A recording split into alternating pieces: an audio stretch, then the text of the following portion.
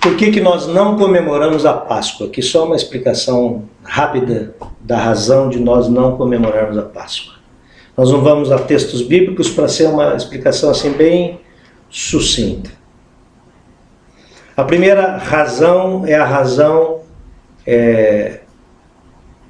da história bíblica. A Páscoa, que é uma palavra que no hebraico significa passar por cima, é um evento que este sim foi ordenado por Deus para que fosse comemorado pela nação de Israel e que se dá momentos antes de Deus enviar sobre o Egito a 10ª praga para que depois da 10ª praga, como vocês sabem, o povo fosse liberto e saísse rumo à terra prometida.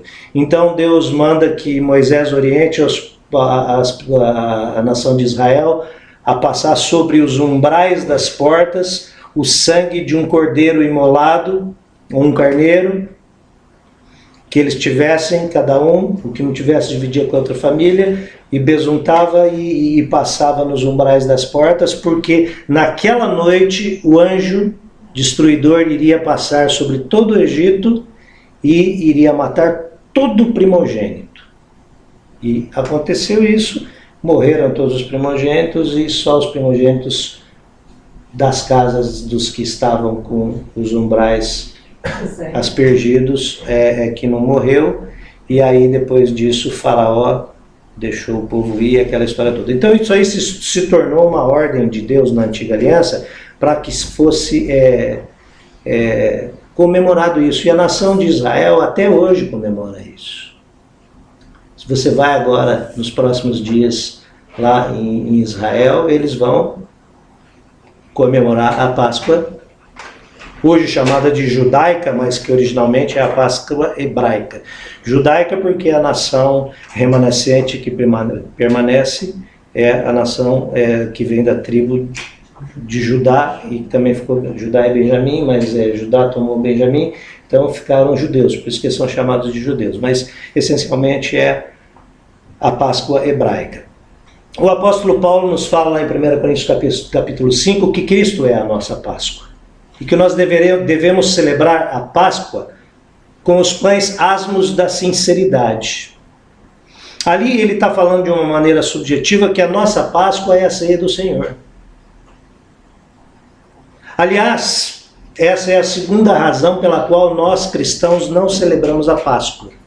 Porque a nossa referência, em termos de tradição, é os ensinamentos do Novo Testamento, que aboliram algumas coisas em termos de prática, e de acordo com os ensinamentos do Novo Testamento, só há 2 celebrações repetidas ritualmente na Igreja de Jesus Cristo. E as 2 celebrações apontam para o mesmo fato, que é a nossa morte e ressurreição com Cristo. E quais são as 2 celebrações? O batismo, que é o testemunho da nossa morte e ressurreição com Cristo, e a ceia do Senhor. E a tradição confirmatória de que é assim que deve ser, é aquilo que a igreja cristã primitiva repetiu. E o que é a igreja cristã primitiva, que é a igreja dos 3 primeiros séculos? O que a igreja cristã primitiva repetiu? A ceia do Senhor e o batismo. Só. Não tem Páscoa. Também não tem Natal. Também não tem batismo de crianças. E por que algumas igrejas, protestantes batizam crianças? Por que algumas igrejas protestantes celebram o Natal, tem cantata de Natal, tem arvorezinha de Natal, que não dizer igrejas protestantes que têm distribuição de ovinho de Páscoa? Aí é pior, porque o ovo de Páscoa é uma coisa romana, da Igreja Católica Romana, que é uma homenagem à deusa da fertilidade, à deusa Esther da fertilidade, e a distribuição dos ovinhos, né? Porque coelho é um animal extremamente fértil e tal, então tudo isso tem a simbologia espiritual demoníaca aí. Então a distribuição do ovinho, né? Ai, que bonitinho, na minha casa a gente lembra que é a ressurreição de Jesus, mas distribui o ovinho. quer dizer, nem é a ressurreição de Jesus, e muito menos o ovinho é uma evocação a qualquer coisa referente ao Senhor. Então, o que acontece por aí, nas igrejas protestantes que estão desviadas em termos de prática, é a tentativa de santificar o insantificável.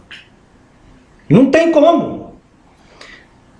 Não, mas Jesus nasceu, tem o Natal lá e tal. Historicamente, Jesus jamais teria nascido no dia 25 de dezembro, porque é o dia do sol nascente, é uma outra coisa, é uma evocação ao deus romano Sol Invictus, que aí é uma outra coisa que eu também não vou ficar falando aqui, porque senão toma muito tempo, né? Então não adianta tentar botar Jesus nessa história de Natal, que ele não tem nada a ver com isso, muito menos com aquela árvore que eu já ouvi falar que tem igrejas protestantes que põem, que é uma árvore que tem a ver com aí cultos celtas que também estavam envolvidos no meio da história romana e tal, né? Então é uma coisa muito louca isso aí. E a gente fala, mas não tem nada demais. Eu vou repetir, é tentar santificar o insantificável. Então nós não comemoramos a Páscoa porque a Páscoa não é uma comemoração bíblica neotestamentária.